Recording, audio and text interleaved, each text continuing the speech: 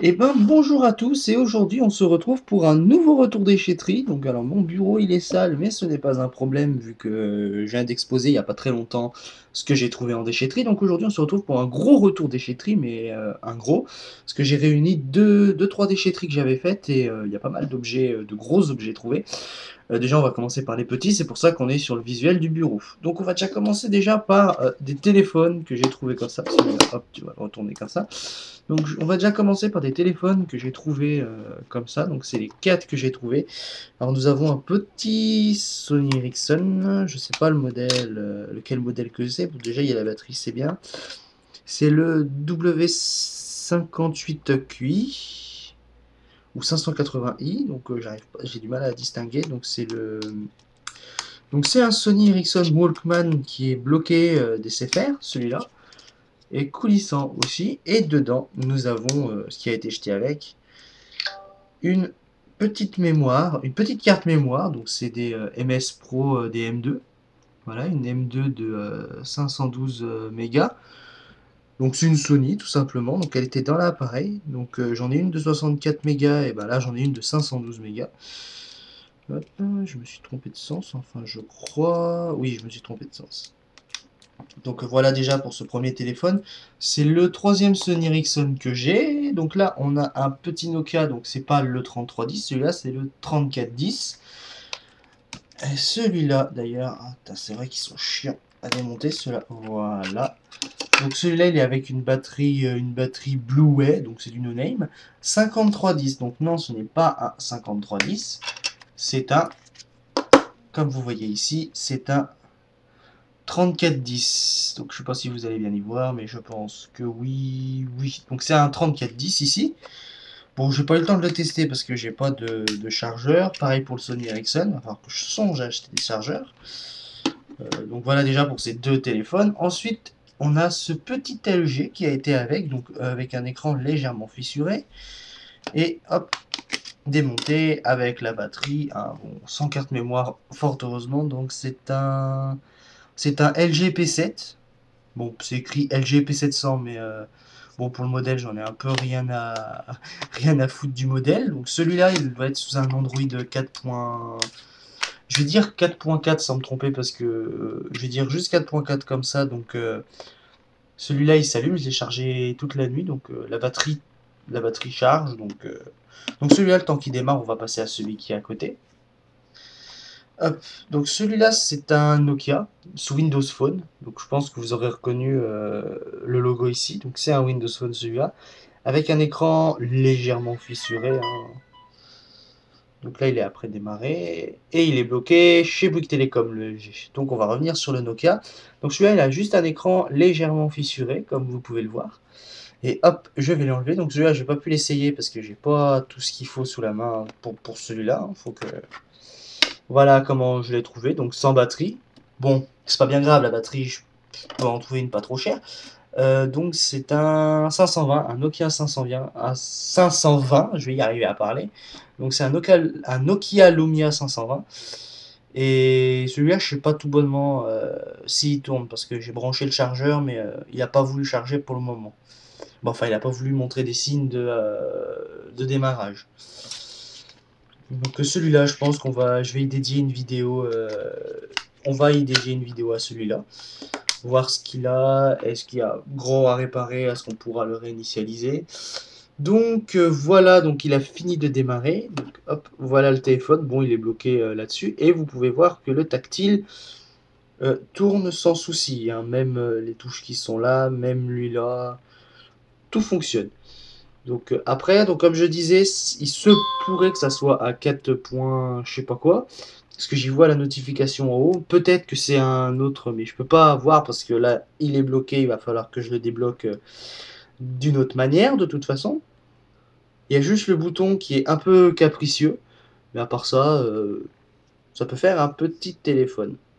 Ça peut faire un petit téléphone juste pour appel et SMS, hein. Pas vraiment grand nom qu'il est bloqué chez Bouygues Télécom.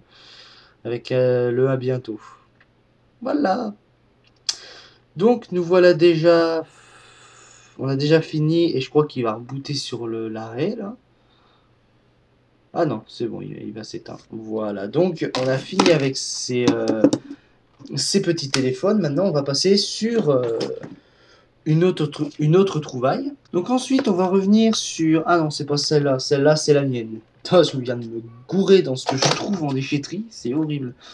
Donc oui, donc comme vous avez vu bien avant, j'ai trouvé une manette d'Xbox 360 totalement fonctionnelle, juste du nettoyage à faire. Bon, ça c'est pas un souci, hein, les nettoyer ça passe. Donc j'ai testé vite fait et tous les boutons fonctionnent correctement, hein. Même le truc du cache-pile fonctionne. Même la prise ici, elle tourne et bah tout tourne quoi. Il y a juste le seul souci, c'est que elle a fait elle a fait la guerre de la maison celle-ci. Bon, ça c'est pas un problème, hein. Ça va, ça dérange pas quand on a la prise en main avec. Donc on a déjà celle-ci qui a été trouvée. Ensuite, dans les autres petits objets, hop, on va passer à ça. Donc j'ai trouvé en déchetterie totalement fonctionnel, mais il y a juste les firmware où j'ai les connecteurs à nettoyer. J'ai trouvé ces deux disques durs de chez Seagate en SATA de 3 Tera, donc 3000 GB, hein, donc 3000 GB, donc 3 TO. Donc ceux-là ils tournent, il n'y a pas d'accrochage au niveau des têtes de lecture et puis il n'y a pas de clapement au niveau des têtes de lecture. Mais il y a un souci, c'est qu'un coup c'est détecté, un coup c'est pas détecté et c'est ce que j'ai un problème, et c'est ce que j'ai dans 2-3 disques durs de chez Seagate. Donc j'en ai déjà fait un qui est pour le moment en phase test sur un autre PC que j'ai trouvé, sur un PC que j'ai trouvé en déchetterie que je vais vous présenter sur la fin. Et là pour le moment on va avoir vraiment un gros nettoyage à faire au niveau des pattes qu'il y a dans les firmware. Ça veut dire là où il y a le moteur, bah, là où il y a le moteur ça va, ça marche nickel, mais c'est là où il y a la partie qui permet de voir les données à partir du firmware. Donc là il y aura un gros nettoyage à faire. Donc je pense que les disques durs n'étaient pas dans un bon comment dire, n'étaient pas dans un bon environnement pour bien fonctionner correctement, puisqu'il y a des signes d'oxydation qui viennent. Donc je vais nettoyer ça avec vite fait avec de l'alcool à 60, ouais, de l'alcool à 70 pour nettoyer un peu, pour tester ça. Et si je vois qu'il faut vraiment y nettoyer, ben j'y nettoierai vraiment à fond avec un autre produit. Donc voilà déjà pour ça. Donc là c'est assez rapide parce que c'est pas des téléphones, c'est tout ça. Je ne peux pas regarder ce qu'il y a dedans malheureusement. Parce que les PC que j'ai essayé pour cela, il n'arrive pas à les détecter. Et quand j'ai regardé les firmware, je me suis dit, ah ouais, donc ben voilà, va falloir vraiment un nettoyage. Mais sinon, il n'y a pas vraiment de souci apparent. Ça va faire comme le disque dur d'un Tera que j'ai trouvé de chez Hitachi qui tourne quand même, mais il a des latences celui-là, donc aussi il a le même problème du firmware. Bon, ça c'est pas bien grave, hein, ça se fait à l'alcool à 70 pour y faire. C'est juste les petits connecteurs à faire à l'alcool à 70 pour tester. Après, il faut prendre des produits euh, d'anti-oxydation pour vraiment y enlever. Donc moi, je fais vraiment à la technique pour... je fais vraiment avec la technique pour faire... comment dire, je fais vraiment avec la technique comme ça pour les réparer, pour les voir, parce que généralement c'est pas vraiment des pannes vraiment graves, c'est juste un petit coup de nettoyage et d'entretien. Donc on va revenir sur un point de quelque chose de cette retour déchetterie. Donc je vais appeler cette carte mère la sauver, parce que malheureusement quand on voit l'état de cette carte mère qui vient d'un Packard Bell, elle était dans un piteux état, hein. Mais un truc que j'ai souligné, les barrettes de RAM étaient avec. C'est ce que je vais déconnecter. On a deux barrettes de RAM de chez Micron. Et c'est de la 2 Go toutes les deux. C'est de la 4. Il y avait 4 Go dedans et d'origine, il n'y en avait que 2. Donc je pense qu'il y avait deux barrettes de 1 Go dedans et puis qu'il l'a upgradé en 4 Go pour que ça fasse un PC totalement fonctionnel en 64 bits. Et ensuite, on a un processeur de chez Intel, donc c'est un Core de Duo 4400, c'est pas un E4400, c'est un 4400. Donc c'est les premières gammes des Core de Duo, hein. Ils sont pas assez performants, mais voilà, pour du petit PC de bureau, ça fera l'affaire. On a deux chipsets de chez SIS, donc sans les... Là, il n'y a pas le ventirad, donc qui permet de le maintenir, donc je pense que c'est fait sans. C'est une carte mère de chez Gigabyte, parce que c'est une carte mère de chez Gigabyte, parce que le modèle c'est le GAT 671 MG, donc c'est une petite carte mère, bon, une petite carte mère bas de gamme de chez Gigabyte. Bon, que ça soit bas de gamme ou moyen de gamme chez Gigabyte, ça a toujours été de bons produits chez eux, mais bon, de voir ça dans un Packard Bell, c'est assez étonnant. Bon, Après, il y a du Asus et du Foxconn dans Packard Bell. Après, il y en a eu d'autres de cartes mères. Je crois que il y a aussi du NEC, mais ça serait à vérifier. Donc celle-ci, déjà, elle est crasseuse. Elle était dans un piteux état quand je l'ai reprise. Et c'est pour ça que je l'appelle la sauver, parce que le PC, il a subi des dommages, mais c'était complètement affreux, quoi. Il y avait des pains sur le... Il y avait des pains sur le boîtier, puis je pense qu'il a dû donner un gros coup de pied dedans, parce que il y a certaines pattes des PCI Express qui sont... Bah, il y a certaines pattes des PCI, pas des PCI Express, parce qu'il ne devait pas y avoir de carte graphique dedans. Les pattes des PCI, il y en a certaines qui sont vraiment bien démontées, hein. Donc je pense qu'il n'a pas dû être éteindre avec, mais elle démarre sans souci. Elle arrive même à booter sur le chipset graphique, donc c'est bon. Donc ce qui prouve que on peut en faire une petite chose présentable sur celle-ci. Mais il va falloir que je la nettoie davantage, parce que j'ai commencé un petit nettoyage, mais là il y a juste le bidule là que je vais enlever, parce que c'est un petit peu rouillé au niveau des vis. Bon, ça après là-dessus, c'est pas vraiment un problème, parce que j'en ai plein. Donc hop, je vais remettre les barrettes de RAM qui vont avec, de toute façon, ça, je suis trompé de sens. Et donc ce PC n'est pas fini, parce que on va retrouver une qui a fait la guerre d'alimentation, donc qui vient avec le PC. Et voici l'alimentation qui était avec le PC. Donc vous pouvez voir que le gars, il s'est pas fait chier, il a coupé les câbles. Donc je pense que l'alimentation devait être tournée. Bon, j'en ai au moins une autre de comme ça. Donc je vais pouvoir la démonter pour voir si les câbles, je peux les remplacer. Mais à ce que je vois, je dois faire des soudures. Donc après, si ça peut me permettre de la récupérer, pourquoi pas retrouver des câbles pour cette FSP et vraiment la remonter, hein, parce que je pense pas qu'il devait y avoir de soucis. En plus, celle-ci, elle fait SATA et Prismolex pour les IDE. Donc, à voir ce que ça donne. Donc, celle-ci, c'est une... Ouais, j'ai la même. Une FSP 250-60. Donc, celle-ci, elle fait 250 watts grand max, hein. Donc, bon, c'est des petites alimentations. Donc, pas vraiment gros à dire. Et j'ai nettoyé vite fait le bordel, parce que c'était vraiment dans un piteux, mais dans un piteux état. Et le mec n'a pas été tendre avec son PC, hein, comme je dis, hein, il a tout fait pour pas qu'on la récupère, mais j'ai récupéré quand même. Donc, je pense que l'alimentation, je vais la tester comme ça vite fait, et voir si elle démarre, et changer ses petits câbles, parce que ça vaut quand même... Je pense que ça doit valoir le coup de la démonter, puis de la réparer, quoi. Mais je pense pas qu'il doit y avoir grosse réparation dessus. Donc alors, toujours dans le même PC, le fameux lecteur graveur de chez Hitachi LG, qui tourne aussi, mais voilà, un nettoyage, comme je disais, hein. Bon, c'est pas vraiment bon, ça va pas être vraiment du gros boulot, parce que ça va être juste un nettoyage comme ça, hein. Je vais le démonter aussi pour voir si l'intérieur n'a pas été endommagé. Bon, je vais devoir tout enlever pour tout nettoyer à la main. Bon, on voit ici que c'est écrit Acer 2007. Pourtant,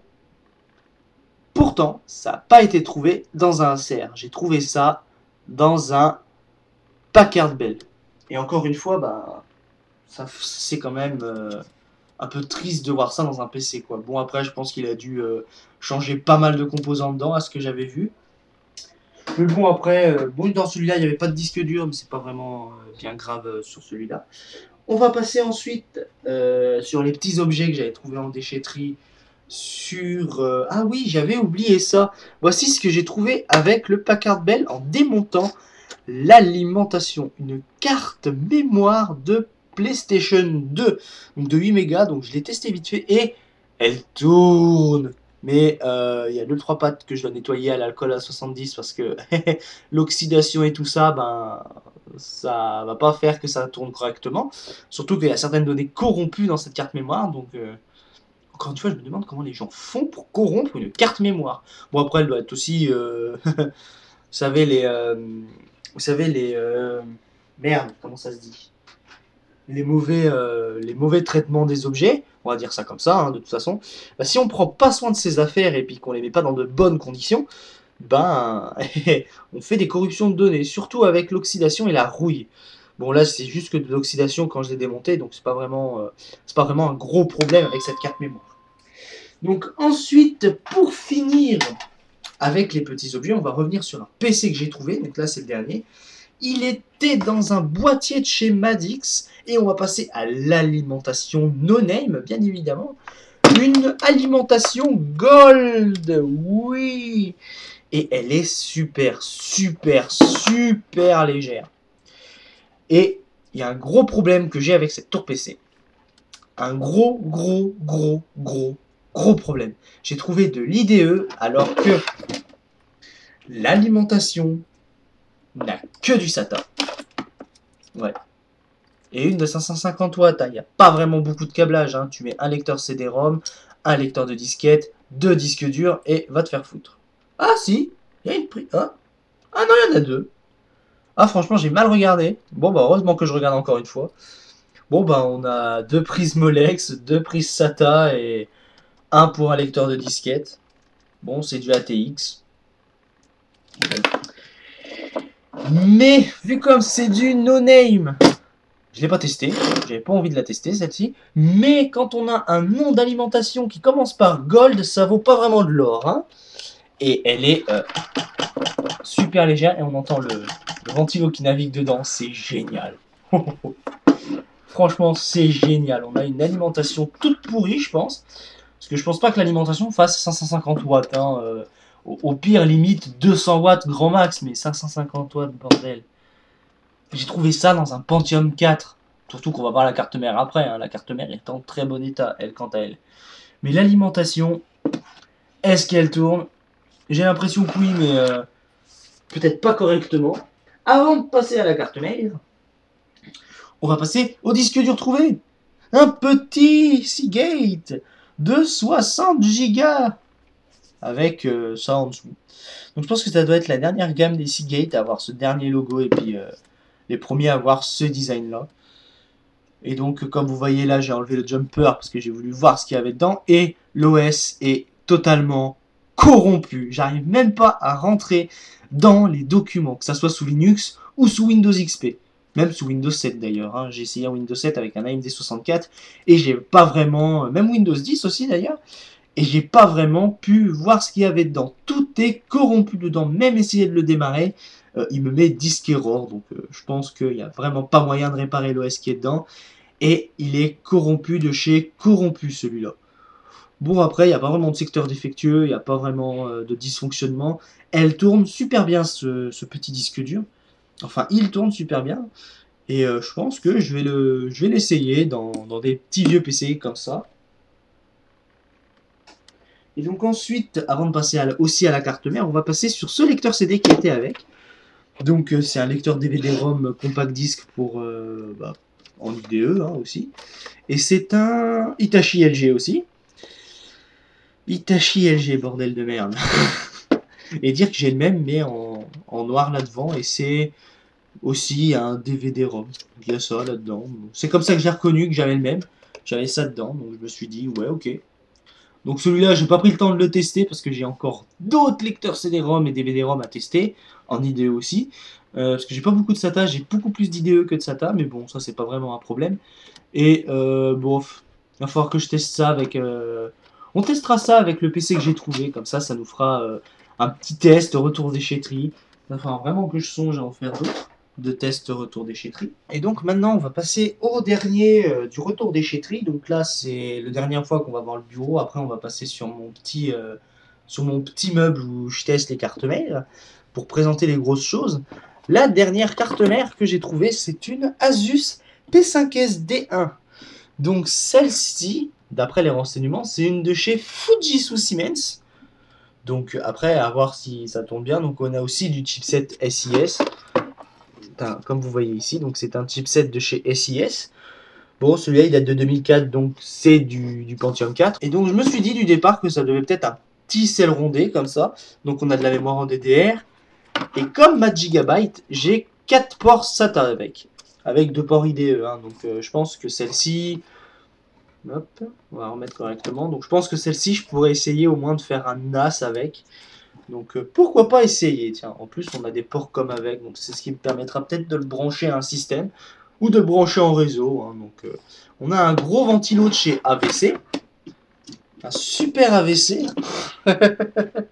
la blague de merde quoi. Donc celle-ci n'a pas de chipset graphique, elle n'avait pas de carte graphique avec. Bon, après, j'ai tout ce qu'il faut en carte graphique, hein, de la GP en PCI Express. J'ai de quoi faire avec ça. Donc, celle-ci, donc c'est un Pentium 4 HT630 qu'il y a dedans. Je sais pas ce qu'il y avait dedans d'origine dedans. Donc, comme je disais, il était avec le disque dur qu'on avait trouvé. Hein, si vous vous souvenez, celui-là, celui de 60 Go. Donc, après, je sais pas vraiment pourquoi ils l'ont jeté. Parce qu'elle m'a l'air d'être. Quand je l'ai vu, il n'y a pas vraiment de condensateur.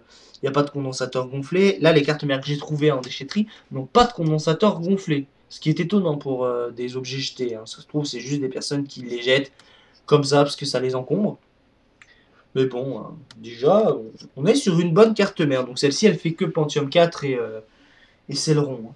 Mais bon, c'est pas vraiment bien grave parce que je vais laisser le Pentium 4 dedans. Mais vraiment, j'ai fait quand même une belle acquisition sur sa carte mère. Après, je sais pas vraiment ce qu'il y a dedans. Hein. Je sais pas si c'est du Fujitsu Siemens.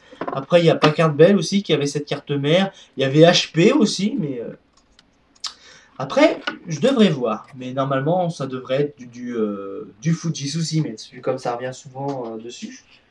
Donc ce qu'on va faire, on va passer directement aux autres objets. Donc là vraiment c'est vraiment des gros objets. Et on va finir avec le PC que j'ai, le dernier PC que j'ai trouvé. Et comme ça on sera vraiment calé. Donc pour la suite de ce retour déchetterie, donc on est revenu sur mon sorte de petit meuble. Ça va être mieux pour prendre après les affaires que je vais vous présenter. Donc déjà on va commencer par la tour PC Acer que j'ai trouvée. C'est une Acer Aspire E560. Et donc celle-ci, il y avait un truc qu'il y avait, donc il y avait ça déjà, donc je savais pas ce qu'il y avait derrière, mais quand je l'ai ouvert, quand je l'ai pris, de toute façon il n'y a pas les plaques sur les côtés, donc je vous ferai voir ça après. Là pour le moment, vu comme j'y ai mis en format téléphone, comme ça je peux privilégier l'avant et l'arrière de la machine. Donc il y a ceci, donc je dois nettoyer un petit peu en enlevant ce truc là à l'intérieur, parce qu'il y a un gros nettoyage à faire. On a un compartiment à carte avec un sorte de Firewire, je vais dire un sort de Firewire parce que je connais pas ces prises là. Et on a 4 ports USB avec les prises jack en façade. Un bouton qui est comme les PC portables, donc ça va mieux aller pour ça. On a un lecteur DVD-ROM, donc celui-là c'est un de chez Hitachi LG. Ouh putain. Ah, ça se défait facilement. Ok, il va falloir que je fasse attention avec ça. Alors, je viens de voir que j'ai fait une connerie. Il va falloir que j'y refasse à tête reposée. Bon, bah tant pis, c'est pas grave.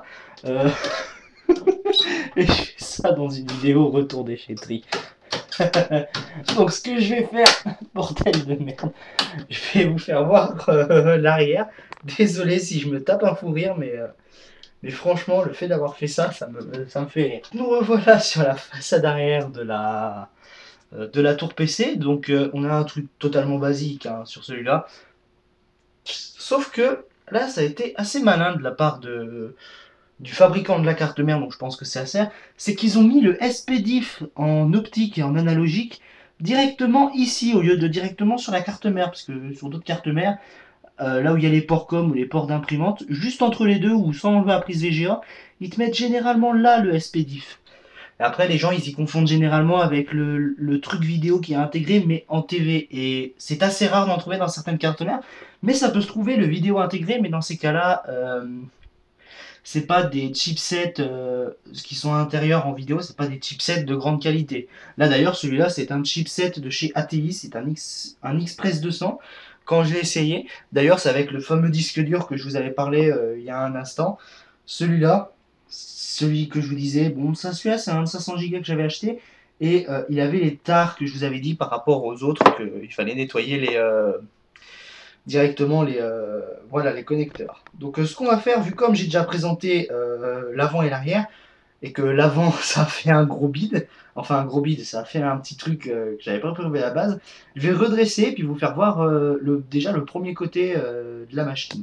Donc normalement d'ici vous devrez voir un peu mieux la carte mère. Donc déjà la carte mère c'est une de chez eux déjà. Et il y avait normalement de base dans le PC, ce que j'ai oublié de vous dire, devait y avoir un Go de mémoire vive. Dedans il y en a deux, donc deux barrettes de chez Kingston, donc encore une tour upgradée. J'ai pas pris le temps vraiment de démonter dedans, je l'ai juste allumé, mis un disque dur et testé avec Windows 7 ce que ça pouvait donner. J'ai même testé Ubuntu pour voir un petit peu ce qu'avait le processeur derrière, mais vu comme c'est un Core de Duo 4300, ça va pas aller, voilà, ça doit pas être tip top. C'est pas tip top comme processeur, donc je pense que je vais le remplacer par un E4500. J'ai encore beaucoup de E4500. Puis les 4300, je vais les garder pour des cartes mères qui supportent en gros un petit peu les corps de duo et ils prennent que les 4500, les 4300, les 6000, les 6600. C'est un gros bordel avec les corps de duo. Là-dessus, c'est vraiment un gros bordel avec certaines cartes mères, mais après, on n'y voit pas énormément. Donc, comme vous voyez derrière, on voit des trous. C'est parce qu'il n'y a pas des deux côtés. Ça va faire comme la tour LC Power que j'avais trouvée. Il y avait toute la partie là et de l'autre côté qui n'y était pas. Bon, enfin, il n'y a qu'une partie du LC Power, mais bon. Après, c'est pas vraiment bien grave parce que je peux laisser la carte mère dedans et puis utiliser le PC de plusieurs trucs. Puis en plus, ça facilitera le nettoyage. Donc, sur ce PC, il n'y a pas grand chose à dire. Juste que je l'ai trouvé comme ça et je l'ai pris. Et bon, ça fait un peu chier de ne pas avoir les trucs sur les côtés, mais bon, ça fait une espèce de petite tour sympathique. Donc ce que je vais faire, je vais vous présenter le reste, c'est-à-dire, ben là, ça va être tout ce qui est audiovisuel que j'ai pu récupérer. Et puis à la fin, on finira par tester l'ampli Yamaha que je peux tester. L'autre, je l'essaierai avec autre chose, mais hors caméra. Donc on va se trouver tout de suite avec la première télé. Donc voilà ensuite une autre trouvaille de la déchetterie, c'est une petite télé de chez Polaroid. Alors j'ai eu la même passé un temps, c'était celle que ma grand-mère m'avait passée. Et celle-ci, de télévision, et en plus c'est véridique, hein, ce que je vous dis, ce que je vais vous dire c'est véridique. Elle est un peu plus grande que celle-ci, mais c'est caractérisé, c'est vraiment les mêmes. Mais à quelques détails près, c'est que celle-ci, elle est plus petite, elle est de couleur noire. Bon, c'est pas bien grave. Mais jusque-là, je vais vous faire voir quelque chose. Sur cette télé, elle n'a pas été jetée par hasard. Il faut que je fasse attention à la carte mère qui est sur la PlayStation.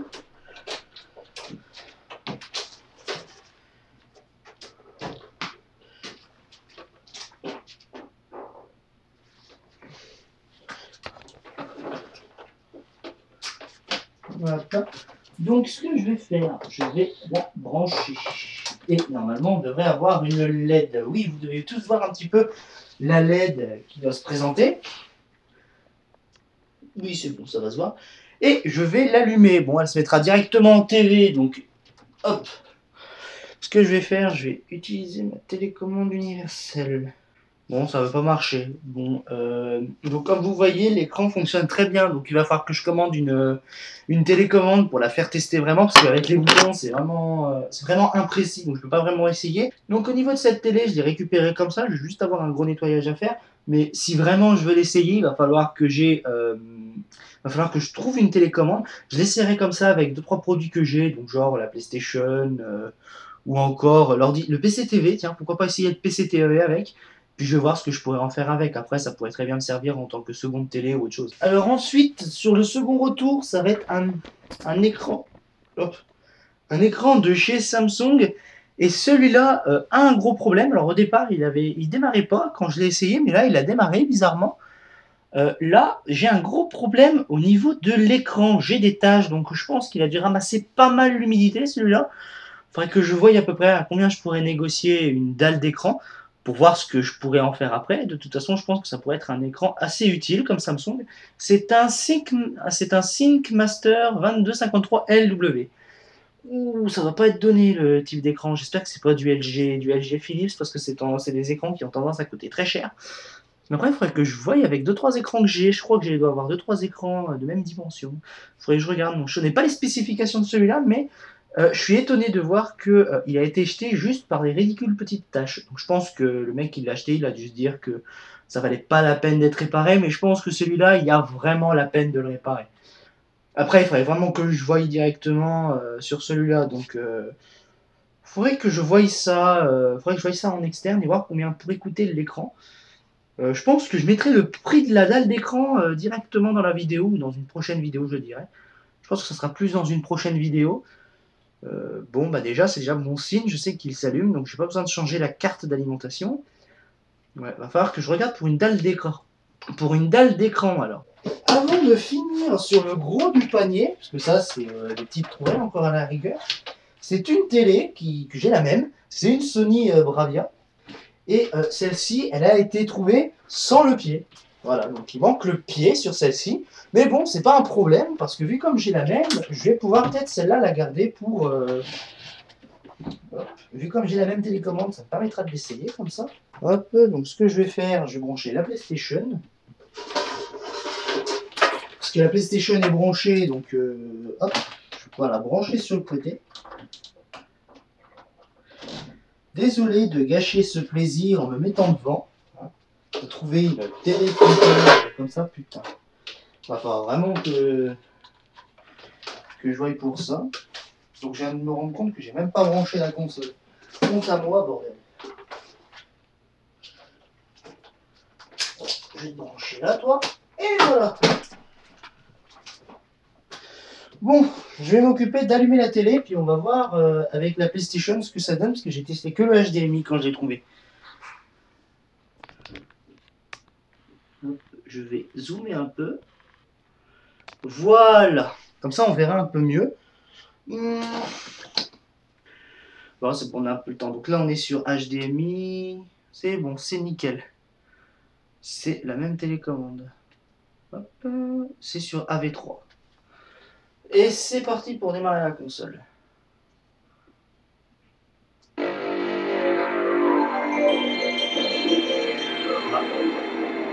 J'ai déjà un problème avec ça. Bon, j'ai déjà un problème avec la télé, c'est pas normal. Bon, on va mettre 4.3. C'est pas normal que ça saute comme ça. Allez. Mets-moi un signal normal, s'il te plaît. Ah, super. Donc on peut voir ici que la télé n'a vraiment pas de problème. Je vais éteindre la console, ça sera mieux. Donc la télé n'a pas vraiment de problème en soi. Donc je me demande pourquoi ils l'ont jetée, celle-là. Ils auraient pu la revendre. Juste un conseil, si vous avez une télé comme ça et que vous ne savez pas quoi en faire, si vous voulez la garder, gardez-la. Mais si vous voulez la vendre, vendez-la au moins 20-25 euros, voire 30 euros. Ça vous fera toujours 30 euros dans la poche. Ou un peu moins, si comme 15 euros. Parce que moi, celle-ci, je l'ai eue pour 15 euros en brocante. Donc si vous voulez la revendre un petit peu, essayez 30-40 euros pour la revendre avec télécommande et tout. Mais franchement, si vous avez une télé qui fonctionne, jetez-la pas en déchetterie, quoi. Bon, moi au moins, si vous l'achetez et puis que je viens la récupérer, vous saurez qu'elle est tranquillement chez moi et qu'elle sera utile.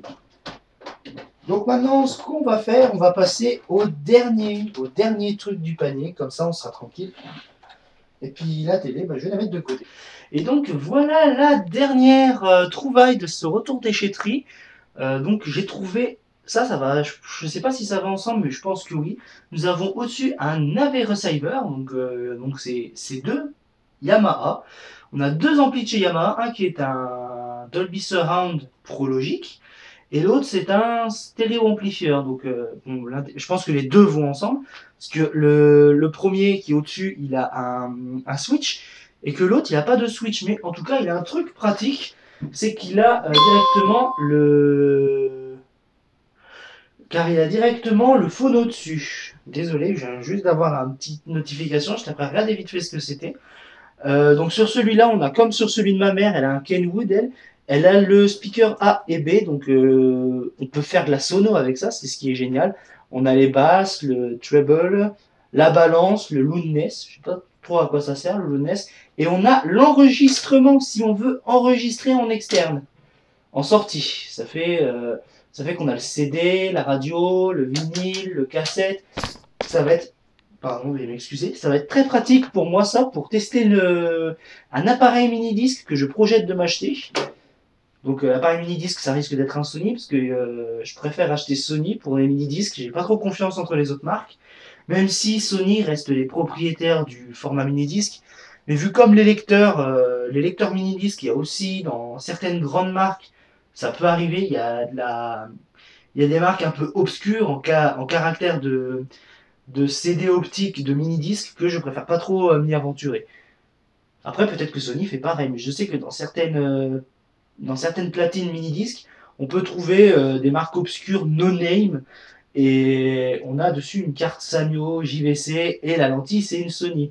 Mais pas les moteurs qui sont dedans. Je tiens à vous signaler que c'est quand même pas du Mitsumi, les moteurs qu'il y a dans ces lecteurs-là. Mais bon, après, on va revenir au sujet de ces deux amplis.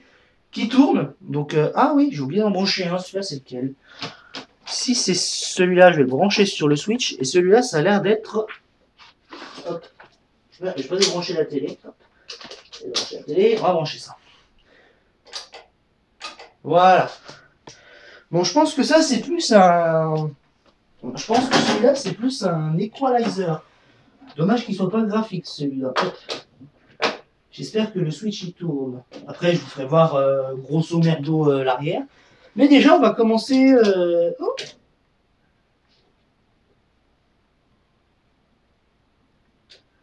Même quand il est éteint, il switch. Ah, mais c'est génial ça! Ouh! J'ai pas essayé le switch, mais c'est déjà une bonne nouvelle. Bon, comme vous avez vu, celui-là il tourne. Je vais le faire tourner après celui-là pour qu'on voie un petit peu. Il va falloir que j'enlève mon ampli Marantz. Remarquez, il sera ailleurs qu'ici. Donc hop, je vais allumer celui-là. Et...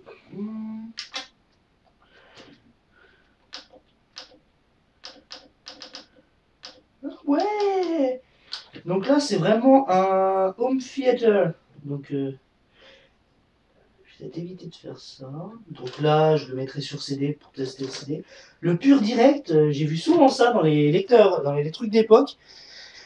Et c'est un peu obscur pour moi. J'ai jamais compris ce que c'était que le pur direct. Je pense que ça doit être un truc pour avoir un son plus clair, je pense. Mais bon, je pense que vu comme ça, c'est utilisé pour des sonos généralement.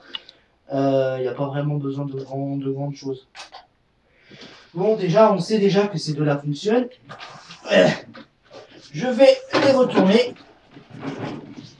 Hop là. Donc, normalement, on devrait voir l'arrière. Donc, ce que je vais faire, je vais regarder la caméra. Ouais, c'est bon, on voit bien l'arrière. Donc, ce qu'on a ici, c'est les sorties. Et là, c'est les entrées. Donc là, c'est plus pour le rec out. Donc, ça veut dire qu'on rentre, on va dire... je vois pas vraiment l'utilité. Donc, je pense que ça, c'est le cassette. Et on branche le cassette derrière. Et là aussi, ça doit être le cassette. Donc je sais qu'ici, ça doit être le cassette ou c'est peut-être un autre truc. Il va falloir que je me renseigne vraiment avec le manuel. Là, on a la sortie. La sortie numéro... Là, c'est le sortie cassette. Ah, c'est tout précisé derrière. Mais par contre, ça me dit pas... Ok.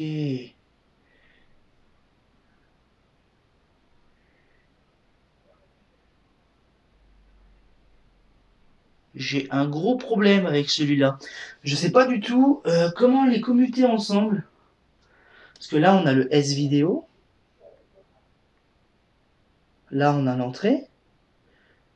Je sais pas ce que c'est. Vous savez quoi? Je vais me renseigner, puis vous aurez tout ça en vidéo et en description. Et je ne vois pas vraiment l'utilité du premier. Donc je pense que ça va ensemble.